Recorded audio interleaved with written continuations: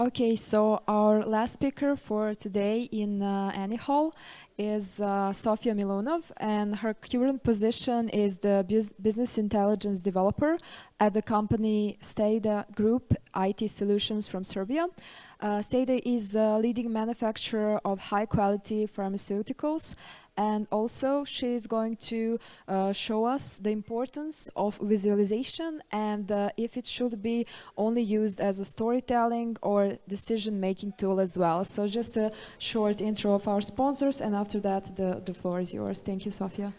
Thank you. So hello everyone, I'm Sofija, and thanks for coming to Visualisation, a storytelling or decision-making tool.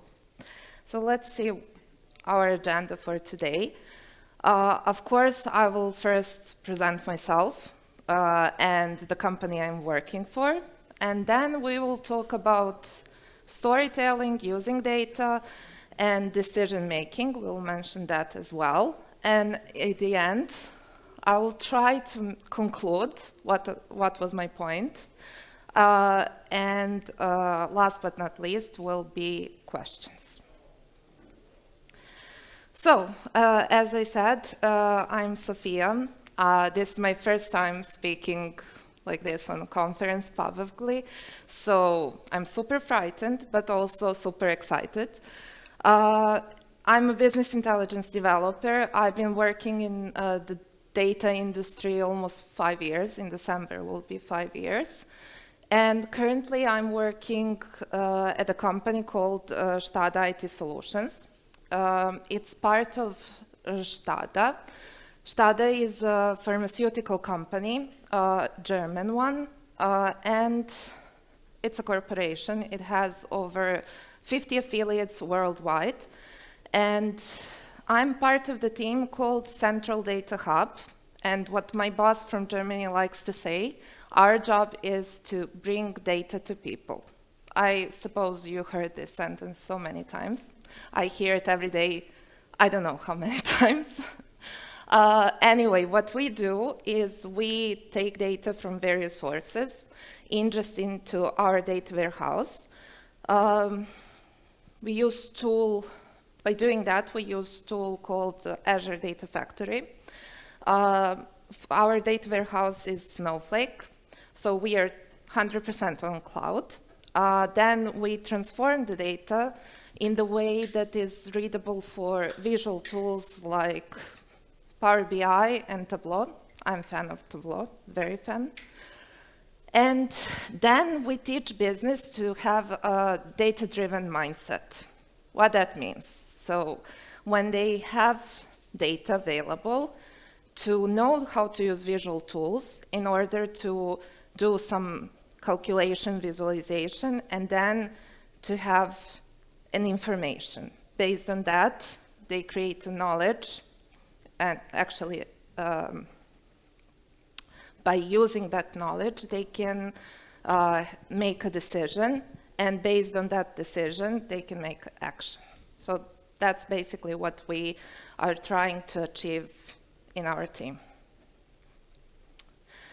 Storytelling. So the most important thing when it comes to storytelling using data is understanding your audience. What that means. So how I see it, we have some questions, we have data, we do some analysis, and then we want to present it. What is our message? So what is the message that we want to hand over to our audience? The good thing would be to sum up that in 1 or 2 sentences, so everybody can understand it. The other part, super important, is our target audience. Who are they? So we need to define the group of people to whom is that what I want to hand over valuable. Otherwise, it doesn't make any sense to talk. And then when I have that group of people, it can be executive team, C-level, customers, sales team, finance, whatever. Then I need to analyze my audience. I heard so many, not heard, heard so many times empathy.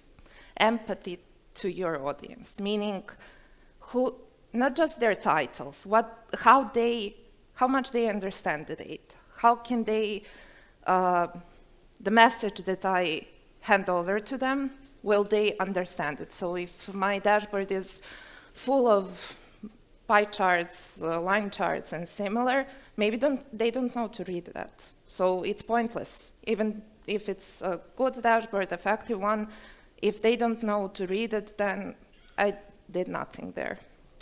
So our next step would be, I want to give my story, my data, a voice.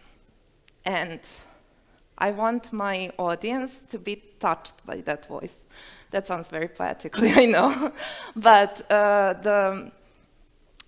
what that means, I won't get into how our brain works and what science says, because I'm even not aware of that, to be honest. But I'm also a fan of Stanford, and the thing that I read is people remember stories 22 times more than facts. Reading this, it creates a fact. And funny as it sounds, the end point is, how will you tell, how will you display your story using data to your audience? First of all, we need to write down what is our end goal. So let's say, is it to raise awareness about some donations, so that group of people should donate the money? Or is it to sign up some contract, so that group of people should accept that project? Or is it about Coronita? So when we define that, then the next step is to create visuals, to analyze the data, to show through visual tools that you're using. It can be whatever. And then when you have all that, and it sounds super reasonable to you because you know your data, you're analyzing, you're creating calculations, you're displaying that in the dashboard, etc., etc. So I will tell you from my experience what happened to me thousands of times. And I hope I will reduce that in future. But so I create a dashboard that is super reasonable for me, that has beginning, my story with data has beginning, has middle, has end, has some actions, tension, where I expect my audience to ask some questions, etc., etc. But when I'm presenting that, there I see that person that is looking at me, it doesn't understand what I'm talking about. To me, is very reasonable to see the trend, how, for example, the sales went, and the alarms, but to that salesperson, team lead, for example, it's not, he doesn't get quite. And then I know that I did not do the good job. So what to do? The easiest way what to do, the best practice, is to remove distractions. So remove all those charts, line trends, and similar, and put the big numbers. What also is good to add highlights, highlights, tooltips, then actions. By actions, I mean when they see the number and they think, hey, this is too low or this is too high, what's going on? Then they can click on it and go further down to another page to do the analysis and see, why is that number so red or yellow or green, whatever. So that would be the next step, how to improve the dashboard. Then, know your data. I remember the time where we were lack of data, and now we are talking about big data, so many unanalyzed, unstructured, or hidden patterns and similar. But we need to go a couple of steps back and to remember the first thing that I said. Does someone remember what I said, the first 2 points that were important? Nobody's listening? Okay, anyway, we need to remember who is our target audience and what is our message. So by using the message that we want to hand over to our target audience, users, consumers, however you want to call it, we shrink the data that we need. So, of course, everything else can be useful, but this time, in that specific story, I want just to be focused on one thing at a time. Last but not least is, so here it says how you display your message. So you present your story using data. Either it will make a story or break a story. I told my story. It was hundreds of times broken. So I always say when the presentation comes, I always say either is a magic or a tragic. We will see. But anyway, what I want to say is so how this can help is that there are lots of tutorials and about when you know your target audience, which visuals to use, which colors, what is recommended, how our brain functions, and what is the most rememberable thing for us. So we stay touched by that dashboard and that visuals. But I won't get into it. I will just say that there is a site called Plural Site, which is a platform that has thousands of videos. There is like power of visualization and similar stuff, very cool to watch, and that can be very helpful. And I think now it's for free until 29th of November. And after that, the payment is like monthly $15, something like that. I'm not sponsored by them, but I'm the user. So that would be a recommendation. And conclusion. So I would like to return on the first, on our title, which says visualization. Is it a storytelling tool or a decision-making tool? I don't know to answer that question. How I see it is none of that. How I see it, data viz is not storytelling, and it's not decision-making, but data viz is a big element, huge element in storytelling. And if I hand over you my story and you understand my message, you're touched by my message, then you can have a knowledge, make a decision, and by that decision, do the action. But I would very much like to hear your opinion on this topic, because there is no one correct answer, of course. And everything is like how you, from which point of view you're looking at.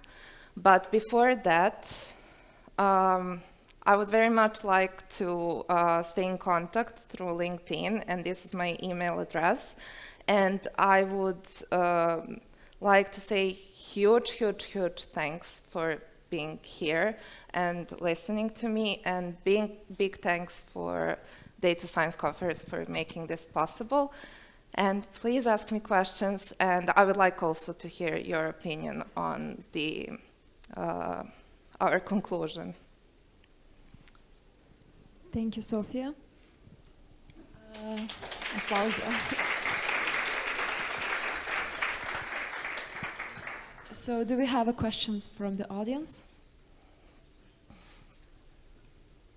Okay, maybe somebody will raise their hand. I want to ask Sofia how we can improve our storytelling mindset. You mentioned to understand our user, but can you give some maybe other tips, like how to set that mindset to be the storyteller? How to set the data-driven mindset.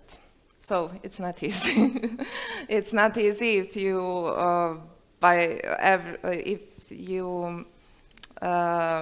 doing something over and over again, and someone comes and say, "Hey, data is the most important. Now let's move all the company to look at the dashboards." Of course, it's not easy, but how we start is to present visual tools. So I will talk about Tableau because I'm a platform lead of Tableau in my company. And how I do it, I say, so what is your business question that you need to answer? And then they say, I want that, and I stop. Let's go from the big picture. What is your general question? And he wants to know, for example, how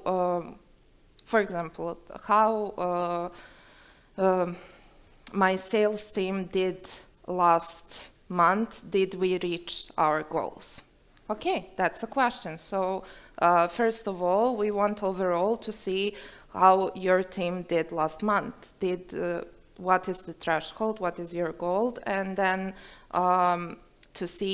to introduce some alarms. Where are you standing? What is acceptable? Because goals usually don't get reached like that. It's always higher. So what is acceptable? What is not? What is red? And then we introduce that part. And then after he asks, why is that red? Why didn't we reach? So let's go further on. And that's how we talk Thank to you, the Sofia. business. Thanks. Do we have maybe one question? Come on, don't be shy. Okay, then just give me a second to say thanks to Sofia and to give her one small sign of appreciation. Thank you very much. So thank you from Data Science Conference Europe. So tomorrow we start at 9 a.m. Sharp in Ada Hall with the keynote speaker from IBM, Maja Vukovic. And in this hall and in Flow Hall, it will start at 10:15 sharp. So thank you everyone for joining us today. It was such a pleasure to see you everyone in person, and I hope that you enjoyed, and thank you once again for your attention.